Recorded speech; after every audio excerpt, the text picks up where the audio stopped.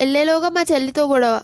మా చెల్లికి బేసిక్గా రీజన్స్ అవసరం లేదు, దేనికంటే దానికి గొడవ పడుతుంది. డ్రెస్ వద్దు ఏమొద్దు అని చెప్పి కూర్చుంది. సో ఇప్పుడు రెండు ఆప్షన్స్. ఫస్ట్ థింగ్, దీంతో నాకెందుకు అని చెప్పి నాకే నేను పోయి కుట్టించుకున్నా అనుకోండి, ఇప్పుడు దసరా అయిపోయే వరకు ఎవరికి మనశ్శాంతి లేకుండా చేస్తుంది, నన్ను వదిలేసి ఎట్లా కుట్టించుకుంటారు అని చెప్పి.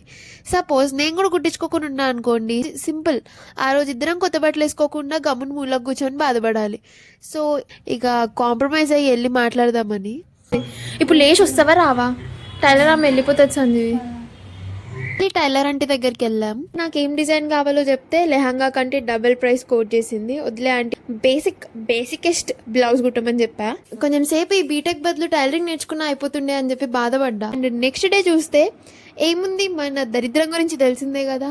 ఆంటీ మా చెల్లి బ్లౌజ్ మాత్రమే కుట్టిందంట. సరే అట్లీస్ట్ ఆంటీ దగ్గర మెజర్మెంట్స్ తీసుకొని నేను లేకున్నా కూడా స్టిచ్ చేపిద్దామని అనుకుంటే అసలు ఇది హైలైట్ పార్ట్. ఆంటీ నా ఫిట్టింగ్ రాసుకున్న బుక్ కనపడట్లేదంట. ఈమెది ఈ ఇయర్కే దిక్కులేదు కానీ నెక్స్ట్ ఇయర్ ఇప్పుడే ప్లాన్ చేస్తుంది. Shut up.